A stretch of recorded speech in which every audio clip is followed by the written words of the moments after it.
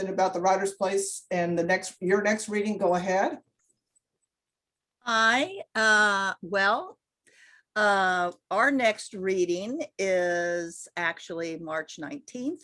It's going to feature Catherine Pierce, Rosemary Kinder, and Walter Bargan. And ours start at 7.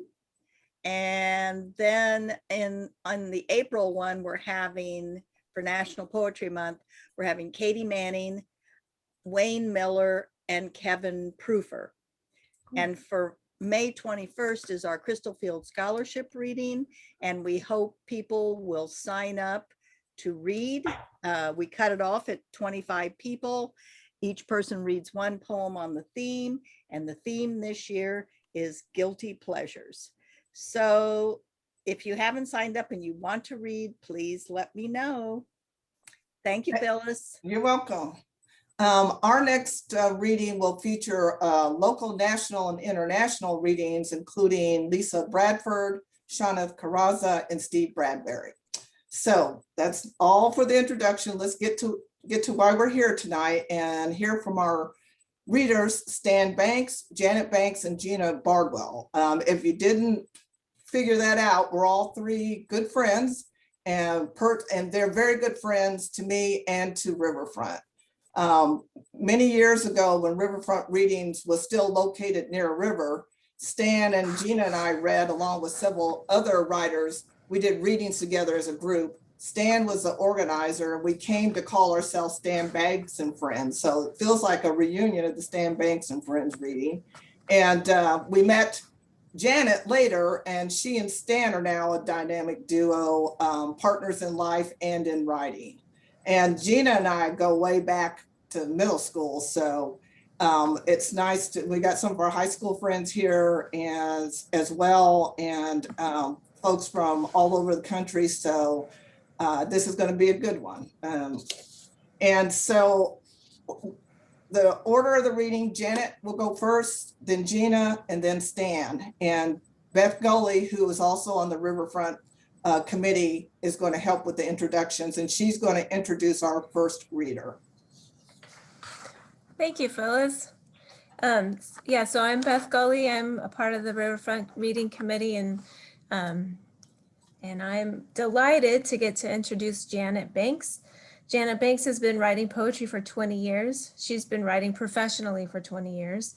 Her first book of poetry is titled Stewed Soul, which was published in 2008. Her second book of poetry, titled On the Edge of Urban, was published in 2013, and her third book of poetry is titled Disrupting the Flow. She's been published in the Kansas City Star and other literary magazines and journals. She also has participated in many poetry readings in and around Kansas City area, as well as New York City. Please welcome Janet Banks. Thanks, Beth. Appreciate it. Thank you, Phyllis. Thank you, Carl. All right, we're going to get started here.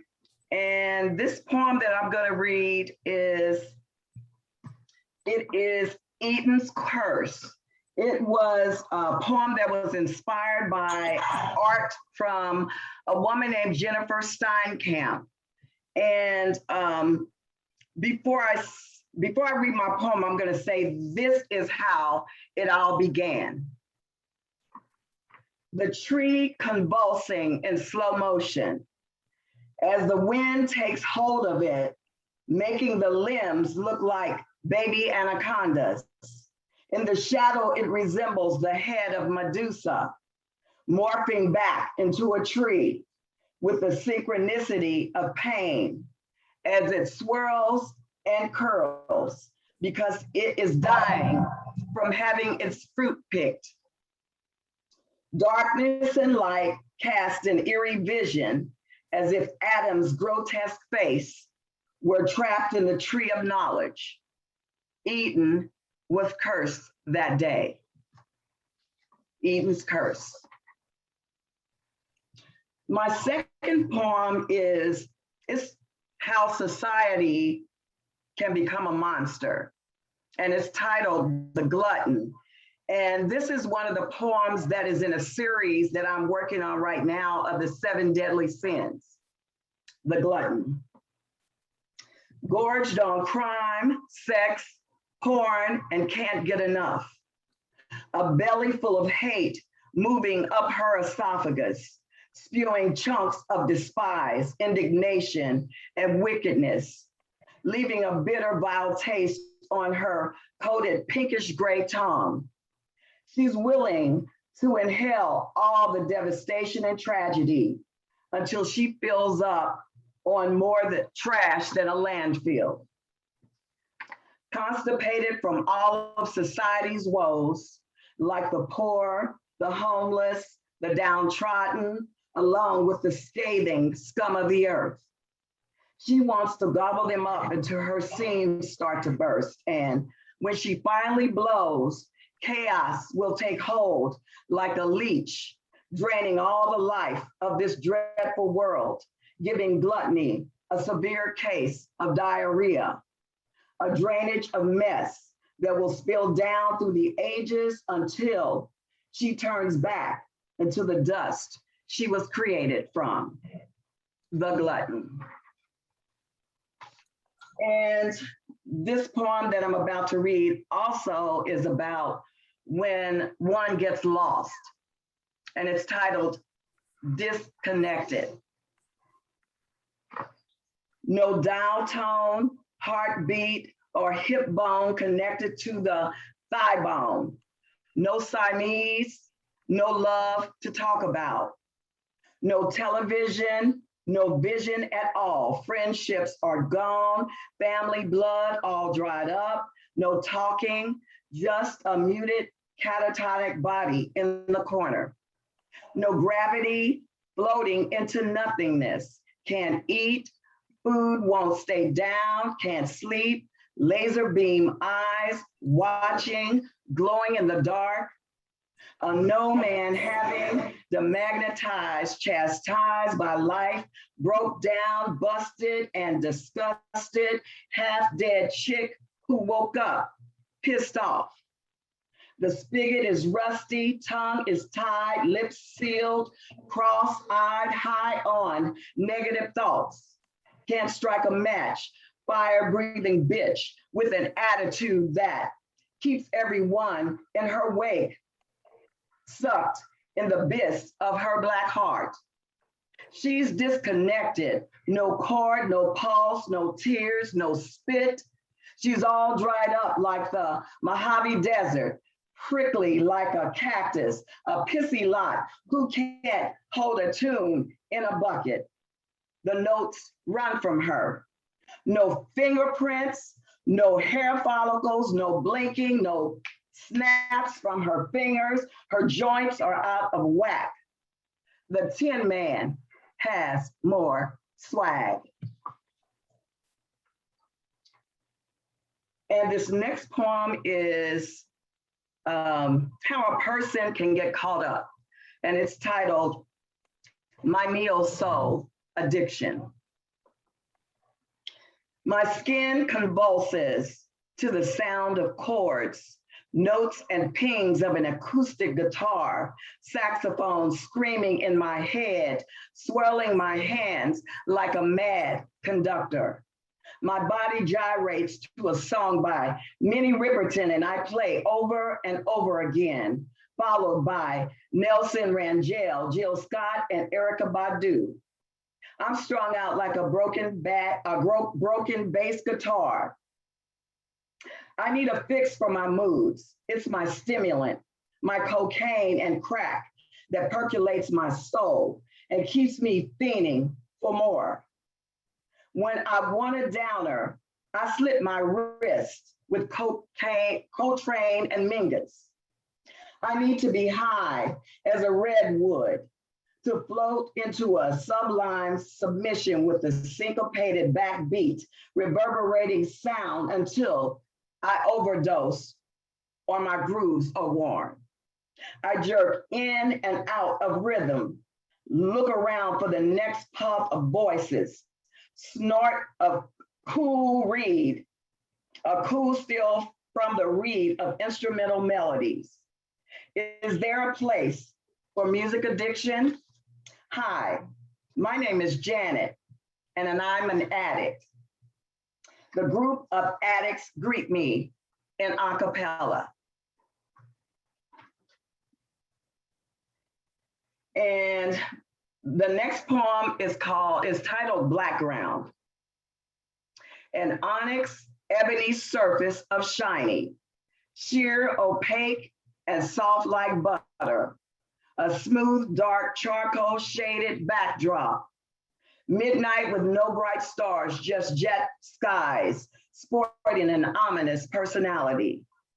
A smoky sable complexion, or an ink blot on white paper like a Rorschach test, popping in 3D. Blending, blending, blending against the background of something that won't absorb light, allowing it to stay supple and smooth, being wrinkle-free, not worn out, taken care of, because Black don't crack.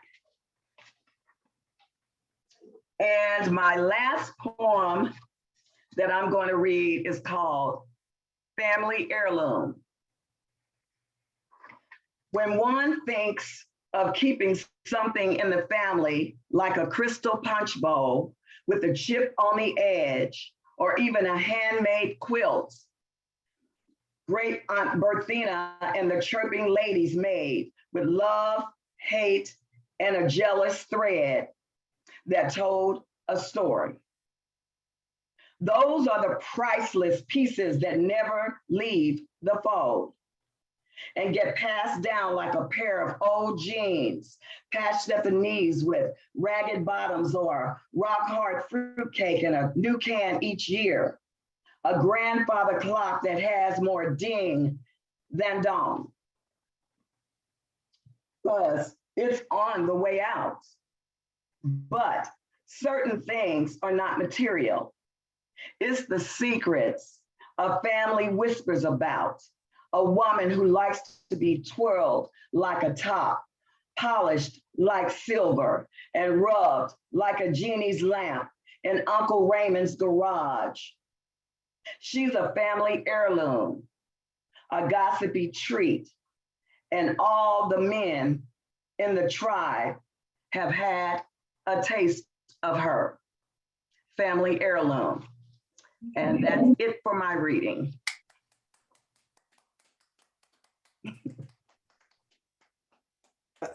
Thank you so much. That was so strong. I love your cadence and rhythm. Thank you, Phyllis. You're welcome. So we'll move to our second reader, which is Gena Bardwell. And Gena is a native Kansas Citian who currently resides in New York. She's the chair of the Department of Speech and Communication at Touro College in New York. She was recently selected to write monologues for the Billie Holiday Theater 2020 presentation of 50 and 50, Love in the Time of Corona, and 50 and 50, Writing Ourselves into Existence. She was a performer and contributing writer for Hatitudes, a tribute to the grace and style of our mothers, Tribeca Performing Arts Center. Her play Lipstick Chronicles and Inside Outside garnered finalist recognitions from River Crossing River at New York's Ensemble Studio Theater and multi-stages. She's performed off Broadway in Our Place and Time, appeared in the film Gimme Shelter opposite James Earl Jones and Rosario Dawson. She gave a award-winning performance in Amanda in the Class Menagerie, directed by Kevin Wilmot, and played Sojourner Truth in A Woman Called Truth at the Coterie Theater. Christmas Carol and Death of a Salesman at the Kansas City Repertoire, Flying West, and the Unicorn Theater. She received her MFA from Mason Gross School of Arts, Rutgers University, New Jersey, and she's thrilled and humbled to be asked to participate in this reading series. Let's give Gena a warm welcome. Hi, everybody.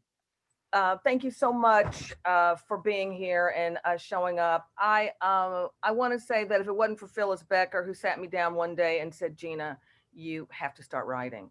And I mean now.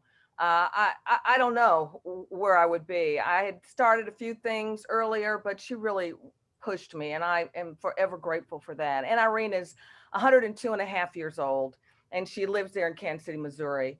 And I don't know where these stories are going to go or how they're going to shape up. I don't know if there'll be a book. I don't know if there'll be a play or whatever they turn into.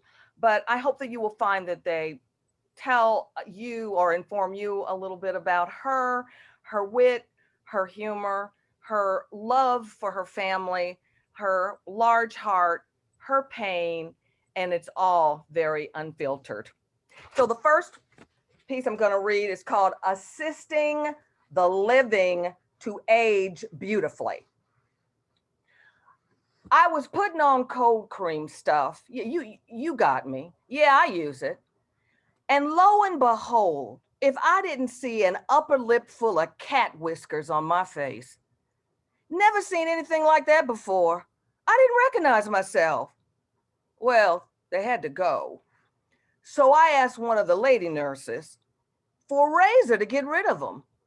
I think that's when they called you, because the next thing I know, the nurse is taking the whiskers off above my upper lip with some other kind of cold cream on a brush. They did a nice job too. I think I scared them half to death when I said razor and cat whiskers in the same sentence. Putting on cold cream at my age. And what difference does it make if they bury me with glowing skin at 102 years old? Your mother used to use that stuff all her life. I guess that's the glow you'd like me to get. I don't need no glowing skin. I want to go home. And don't say New York, because I'm not living in an apartment high up where I can see the tops of buildings. Actually, I feel fine. No aches, no pains, except for this vaccination where they got me twice for that confounded virus. Gosh, that made me tired. Getting old is no fun. I know I'm on borrowed time, so I enjoy sitting back looking at my pictures and all the good memories I've had. My life is behind me, not in front of me. Although I think I'm gonna make it till about 115 years old. And the other day, I said, well, let me get dressed and go out into the dining room.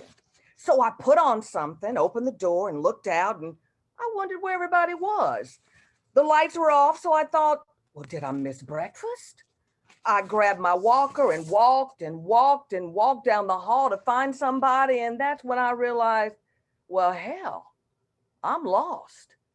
Honestly, I didn't know where I was or if it was early morning or night. So I just stood still till God or somebody found me. And then the duty nurse was so nice. She said, now, Irene, you are not off your rocker. Your sense of time is all mixed up. It's 3 a.m. COVID has changed all our routines. Everything is so off kilter. I'm losing my mind, you know. I can't tell the temperature outside or what month I'm in. There are no visitors. I can't get dressed up and go into the dining room. All my blouses just hanging in the closet. But the nurses do say that it's going to change soon. And I hear that I'll get to see you. But where are you anyway? Oh, shoot, that's right. You're in New York. I keep thinking you're right here in this room with me in Kansas City. I tell you, it's that crazy box you're talking through. Yeah, that box. I can see you as big as day. And then that's me in that tiny little corner box. I don't think a lot of folks talk this way, do they? I bet I'm getting charged a pretty penny for this call too. So we better hang up, because I don't want to pay for long distance. And Wheel of Fortune is just about to start, and I'll be right here if you need me. Goodbye.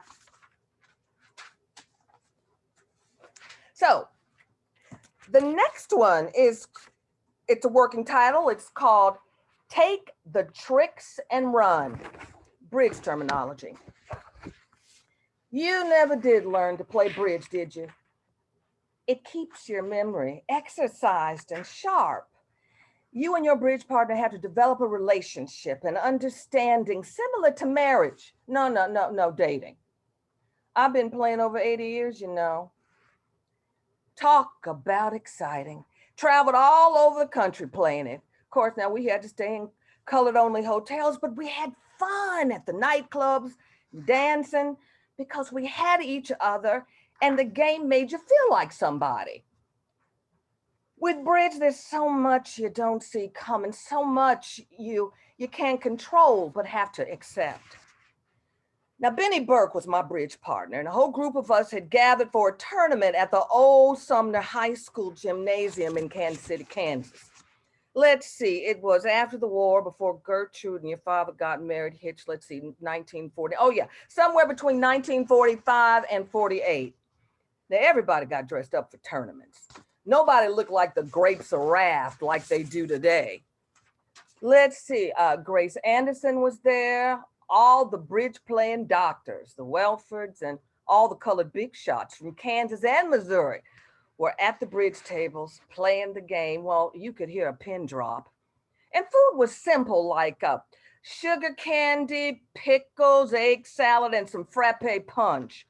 Now, I'm not saying that folks didn't have a flask of something stronger in their purse or a coat jacket.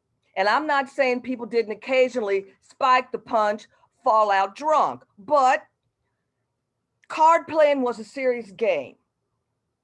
And what we did took place and we had fun at it. Folks had been playing for a while when suddenly Grace jumps up and tells us all goodbye. Oh, she's such a sweet gal. And a looker too, she dressed just like a movie star. And she was my tournament, she was my roommate at the tournament in Chicago. Now, not the best player in the world, but she had a yellow convertible and could afford it. School teacher like me, you know. Those of us who noticed her leaving, well, we just waved at her. Now, a few minutes later, bridge player comes in all winded and says, I saw a man in the parking lot with a gun, and I think he's gonna kill somebody. Now, some of the folks left after hearing that, or hid, or went into the kitchen. But I went to the window and peeked out and tried to hear what was happening. Now, wouldn't you know it? My partner goes to the parking lot to speak with this guy with the gun. Burke, are you a fool? I said to myself. Then I took a really good look, and my God, it was Hog Joe, Grace's husband, the pig farmer, with a gun pointed at her. Now, she had one leg in the car and the other leg hanging out like she was gonna try to break out and run. And Burke tried to stop him. He said, now, come on, man, you don't really wanna do this. You don't wanna start nothing. The hog spoke to Benny in a voice as calm as a sunset. He said, now you get back, because I'm gonna kill her. And I don't want to have to kill you or anybody else. And Grace was screaming. She was begging, please, please, please don't kill me. And that's when it clicked. Grace was trying to get away before that fool showed up. Why she got with him in the first place, nobody understood, but I did. He made good money off those hogs. And Grace made him feel like somebody, because he was not easy on the eyes. He didn't want her playing cards and hanging around a bunch of bridge playing fanatics like us. He wanted her next to him and the pigs at the farm. That's what he wanted. And thinking back, Grace and the hog were seldom seen together. Now, when the first shot was fired, you should have seen the men hightailing it out of that gymnasium. I was running too, but I lost my balance and fell back on the ground, and not one of them helped me up. All I saw were coattails flying over me, and nobody dared wait for the police to show up. And later that night, we got the word that Hogg had definitely shot Grace, murdered her, and then turned the gun on himself. Now, it was a huge story in the newspapers. What are you talking?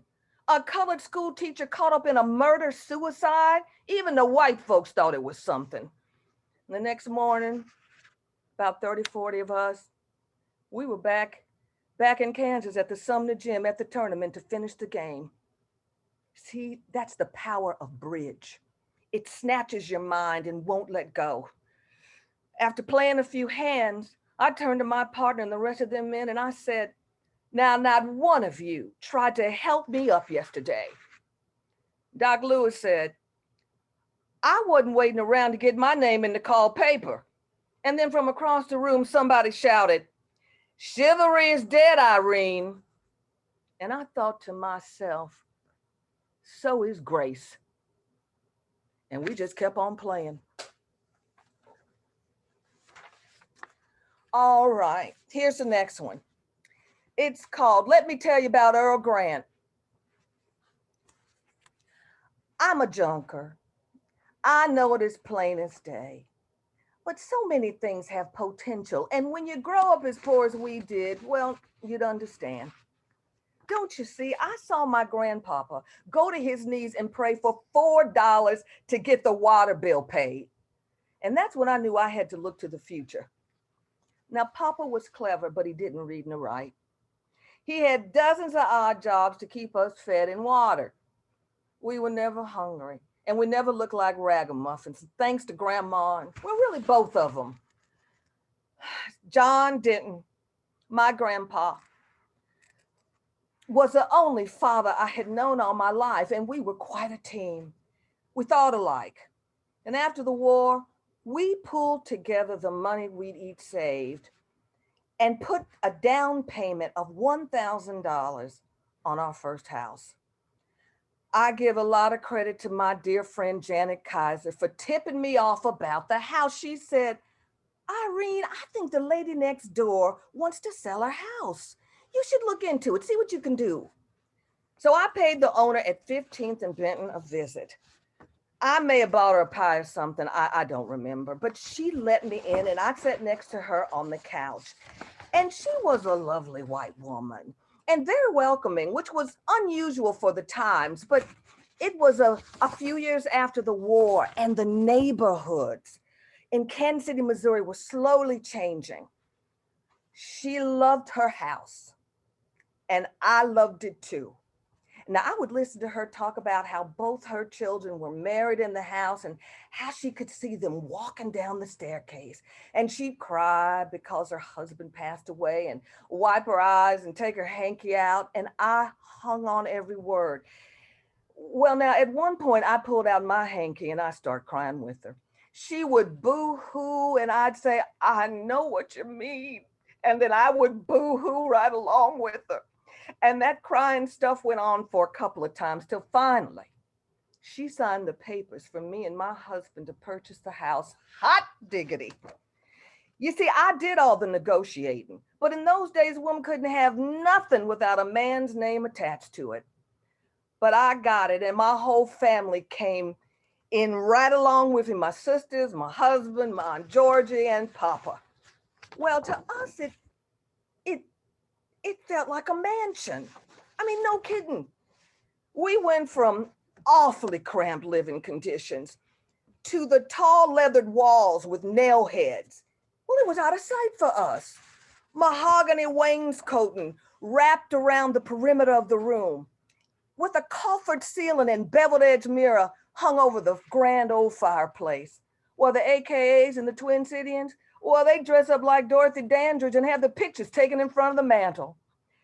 Many a wedding shower and club meeting was held in the house.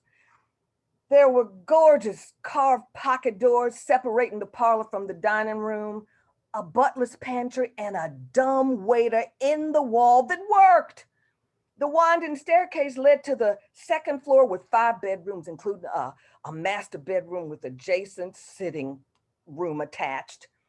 And Papa finally had a private space where we purchased a brand new bedroom set for him to stretch out on and smoke his pipe. And oh, the parties we had there. You know, one time I asked Earl Grant if he would play a few tunes for the guests as they arrived, and he stayed and played into the wee hours of the morning. Oh, you young folks don't know nothing about Earl Grant. Y'all gonna have to look him up. He was famous, played and sang all over the country. Well, folks at the party were glued to the piano as if Earl didn't know a tune, he'd say, hum it for me, honey. And that was the end of that. The song was played. I paid him $5, I think, and I tipped him $2.50. Now that was a lot back then. No problem, Irene, he said, I'd done it for free. Folks just like being together, being in each other's presence back then. And John didn't. Dear Papa passed away a few years after the purchase in 1948. And he'd happily seen how he'd raised Geneva, Gertrude, and me. And he got to spend a few good years in that fancy house on Benton Boulevard. Hey, did I tell you next time I saw Earl Grant, he was singing and playing the piano, and he said, Irene, let me know when you're having your next all-nighter.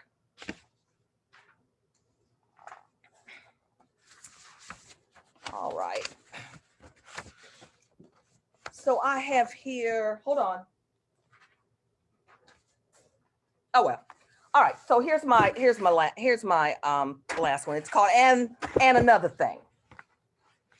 Now, she did this when she was 97.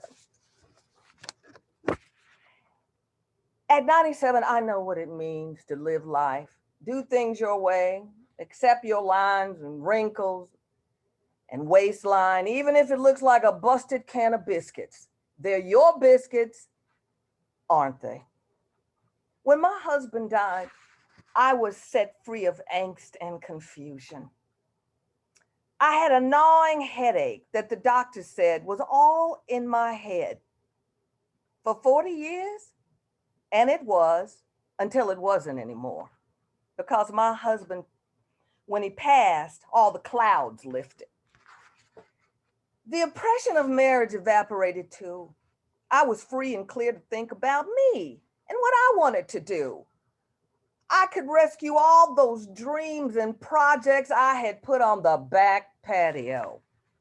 I was still playing bridge at 73 years old when I began a love affair with a man 30 years my junior. Yeah, I said it, and yeah, I did it. My God, we were on fire for a long time. And why do you think I'm living so long? In a nutshell, I've always been different. Wasn't a crowd follower. Didn't care what anyone thought about me or this young man. Never borrowed a dime from anyone and didn't give a dime away easily either. I vowed never again to let myself become depressed by another human being. Now, Watson and I had fun, could talk about anything. We went everywhere together. What had been completely absent in my 51-year-old marriage, he brought back, like dancing, laughter, bridge, and music at a time when I thought my life was headed for complete paralysis. Most of my family gritted their teeth about us, but they put up with me and we stayed close.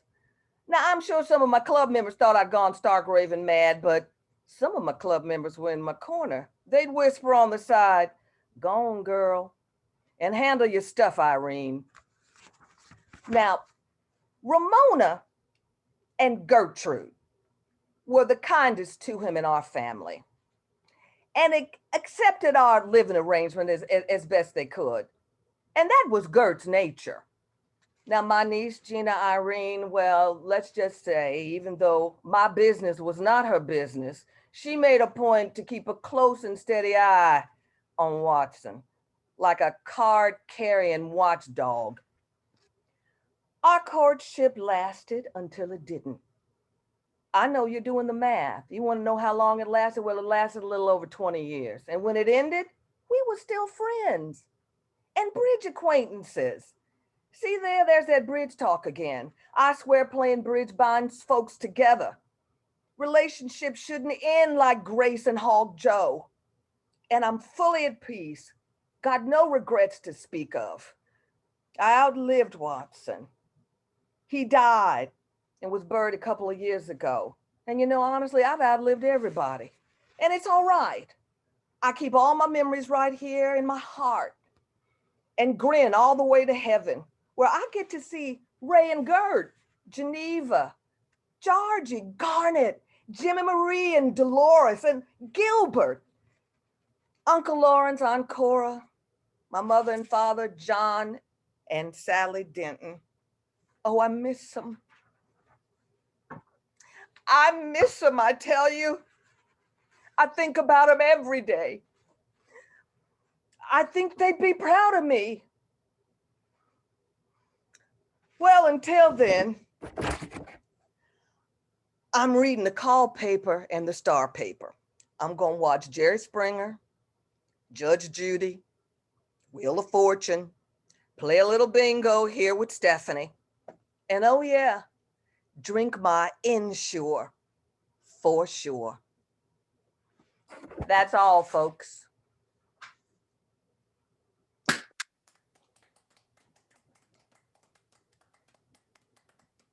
Excellent. Wow.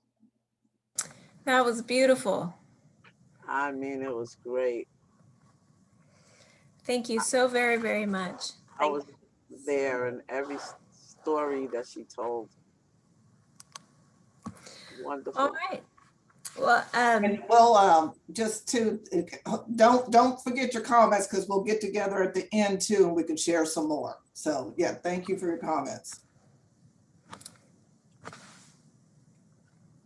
and there's a lot of wonderful comments coming through in the chat too. So readers, when you're finished, if you take a nice look, you'll have to scroll way back because there's so much beautiful feedback coming through. So this has been wonderful. And it's my privilege now to introduce our final reader.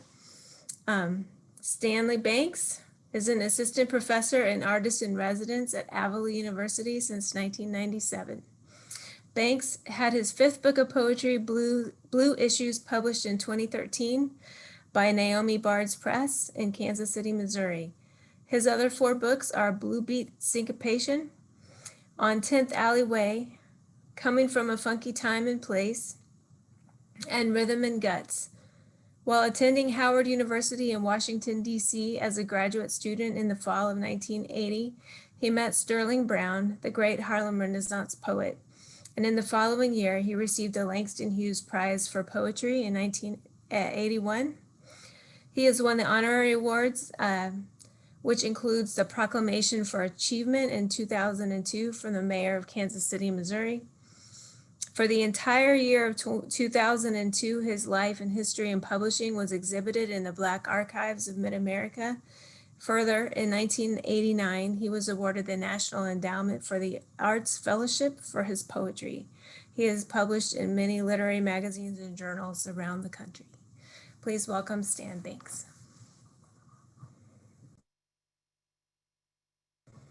I think you're on mute, Stan. Here we go. I should know better than that. Hello, Zoom family. It's your man, Stan, coming to you from the Bank Studios, somewhere in Wakanda, by way of Kansas City. And I'm gonna read you some poetry. I hope it's some poetry, but just gonna have a little fun. Gonna give you some tough stuff and gonna give you a bunch of love stuff as well. So the first poem is for all those ladies at those hair shows that African-American women do. And this is one that I always love to read. It's called A Hair Attitude. Sisters flow and roll with extra control and much soul, with behinds that blow minds, but it's their big two-tone hair with multi-level layers that get all the attention. Like skyscrapers being balanced with steady heads and strutting hips, they move with a slow creep on light feet, packing with them an attitude that warns. You can call me sweet, nasty names, hurt my feelings with your slick games. Just don't touch my hair. Just don't touch, baby. Just don't touch. A hair attitude. That was the fun stuff.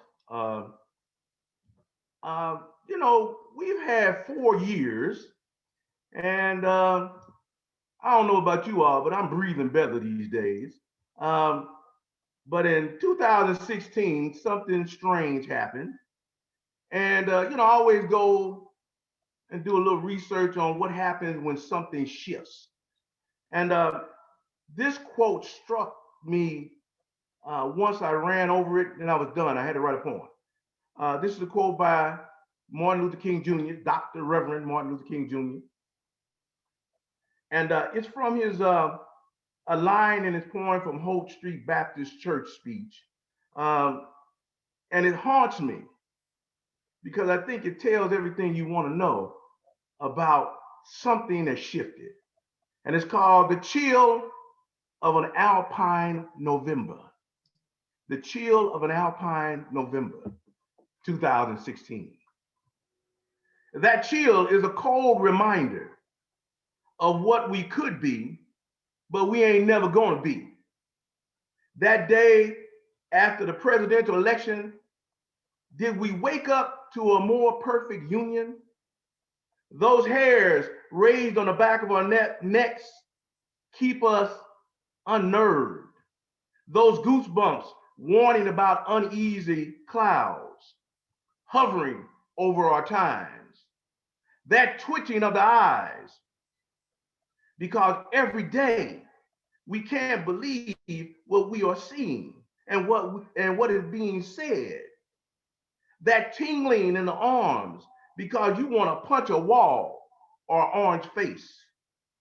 Those involuntary spasms force us to realize that Trump, the Putin-connected pussy grabber, is president.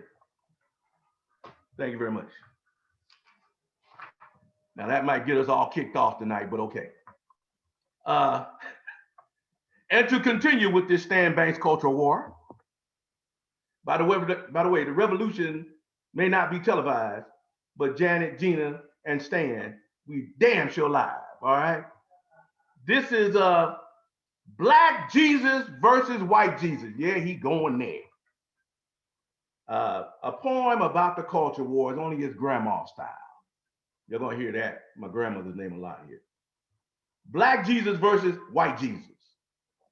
In my grandma's bootleg beer house, there was a picture of a hip Black Jesus and a regular white Jesus.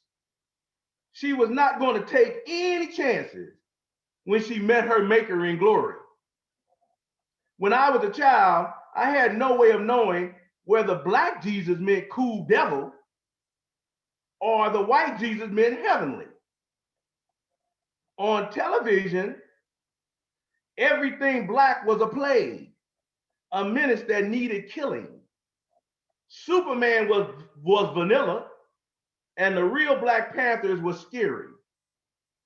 I learned exactly why my grandmother had 2 Jesus figures in her gathering room.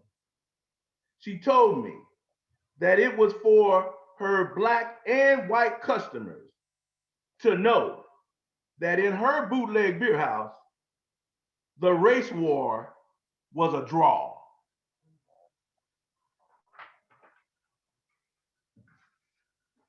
Gotta hedge your bets.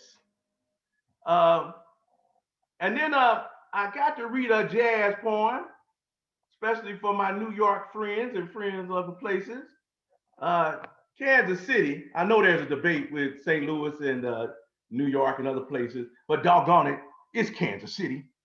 And one of our great jazz people, we got one on here, Angela, she knows what I'm talking about. There was a fella by the name of Sonny Kenner. He's in the Hall of Fame, the Walk of Fame on 18th and Vine. Great friend of mine. We used to go around and do all these shows. Sonny was always on. But one night, man, he was on fire. And I wrote this poem that night. So it's called, and by the way, it's on his CD. Angela, I got one song on a CD that I recorded. It's been years ago. And it's called The Jazz Man Hit a Mean Lick. the jazz man hit a mean lick for Sonny Kenner. In a jazz joint in sweltering Kansas City, blues strings strained raw into early morning. Every heart jumped and thumped with each thumb smack of a chord. Sonny hit that lick. I met a woman who was wooing with the groove of the music. She wore no mask. We did not pretend to feel something for each other. When the beat of the bass eased us closer, Sonny hit that lick. Everyone in the joint has succumbed to the mesmerizing, seductive licks of a master musician. That night, jazz jammed, the bird lived, the count tinkled, and the genius of chaotic sounds made the music magic for Sonny Kenner.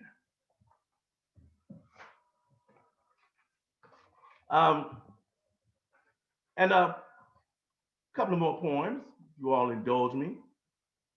This time, I guess nobody can throw tomatoes at a fella, so I think we're all good. My grandmother, as you guessed by now, is always omniscient in my brain. Like someone once said, if there was no Georgia Banks, there would be no Stan Banks, no doubt about it. So I write a lot of poems. She's an unusual grandmother. She was a bootlegger. She knew Count Basie when he was a young man, knew Harry Truman when he was that young boy in that store selling clothes. And of course, she once told me that, you know, he could have been my granddaddy. And I told her, Grandma, you should have made that happen. I would have been, you know, Stanley, you know, Count Basie too, I guess, I don't know. So I write these poems about this kind of presence my grandmother had in my life. This poem is called Annihilation number 711. And it's in parentheses for Papa Dad. And literally in this poem, she saved 2 lives. 2 lives. His grandmother rolled the dice for him when he put her money where, when she put her money where her heart was. She bet that she could change the destiny of an at-risk child who wet the bed until he was in the 5th grade and talked to 9 teddy bears to get inspiration, while his battering father, jitterbug uncle, and their drinking buddies bet that he would join them on their favorite corner to turn up a shared bottle. His grandmother insisted that he would be and do better, but he didn't even believe that at the time. On a defining night after his 17th birthday, with the bet on the line, he gripped his father's neck in a murderous clutch and would have killed him, his grandmother's son. But in that instance, he heard her soft plea. She called in her marker, and when her grandson released his pain, her gamble for his life paid off twice. Annihilation number 711. What doesn't kill you makes you stronger. Just 2 more, if everybody's still comfortable. All right, because you already had the great ladies there. So just 2 poems left. Unless you all, I used to say, unless you all throw money. I don't know where you throw it now, something, but that won't happen this time. So I was at a place in DC. I went to DC, and you'll hear where I was. And every time I'd write a letter, back in the day when people wrote letters, everybody would ask me, is that place, that address real? And I'm like, it's the only place I know. So I had to write this poem because it was I started in the 80s, but shortly following me in the 80s were people like that guy who changed his name a lot of times, P. Diddy, Puff Daddy, that guy who's on Blackish, Anthony Anderson, and that young lady by the name of Kamala, Madame Kamala Harris, Vice President of the United States, all those Howard folk, they all follow me. I'm pretty sure of that. Don't tell anybody. So this is my address in Washington, D.C. 807 Tewksbury Lane. Boy, it sounds like a Beatles song, doesn't it? Or an album or something like that. I'm like, whoa. And people would always say, you making that up. I'm like, how can I make up something like that? I'm writing to you. 807 Tewksbury Lane. After 7 hours, I found myself at 807 Tewksbury Lane. Rode the Greyhound bus, feeling unsure with a dull brain before reaching Washington, D.C. during a mid-August hard rain. Arrived at Howard University, left behind bottled up family strain, studying at Howard U grad school, began a life-altering chain of eye-opening discoveries. Vast volumes of knowledge sustained me after my awakening, bare and drained at 807 Tewksbury Lane. Thank you. Thank you all. I can't hear anything, but I feel your presence. So, and let me give you all this last one called another poem. This last, always, my grandmother is my good luck charm. She was a Kansas City bootlegger, the real deal. Wasn't quite on the level of Al Capone, but she did carry her 245s with her every day of her life. She slept with one of them. So if you woke her wrong, you might get shot. Okay, that was my dear grandma. But in all that chaos that sometimes broke out, because it's bootlegging now, in Kansas City, Missouri, my grandmother sheltered me in a way that I couldn't appreciate till decades later. So I wrote this poem about a theme that I think everybody's feeling now, to be able to hug grandma, right? That's not the title of the poem. To be able to hug grandma. I've been seeing all these stories, man, it blows me away. Boy, living in a time of COVID-19. So this is my version of being able to hug grandma.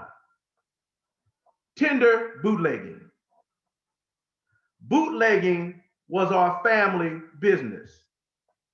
On the weekend, my grandmother and I stayed up all night, and she told me about her bootlegger battles, while I gorged myself on checkerboard ice cream. My grandmother was preparing me for the falls of my life. Like the time Uncle Slick got shot in the head, but lived to be smoother than ever. Or the time Uncle Ori and Uncle Bean fought for a bloody hour, collapsed, and started back up the next day until grandma ended it with 2 gunshots over their heads, promising them the next bullet would be in their asses. Once all the noise from childish grown-ups, from childish adults was over, my grandmother would again prepare the big rocking chair with a warm blanket for me so I could finish the rest of my checkerboard ice cream. So, good night from somewhere in Wakanda, Kansas City, Missouri. Thank you all. Thank you, everybody. What a great reading. What a powerful reading we had tonight. Let's all kind of show our appreciation and chat and clap and snap for Stan and Janet and Gena. Really enjoyed that, and hearing the stories of these great women. Cheers. was wonderful too. So let's just open it up. Oh, before we open it up, just one more thing. This is being recorded. We will be sharing it with everybody, but do remember that the poems and the writing are the property of the poets, and it can't be used without their permission. So, but this has been recorded and will be on the Riverfront website once we get it all compiled. So thank you, and we can open it up, Carl, to everybody. All right.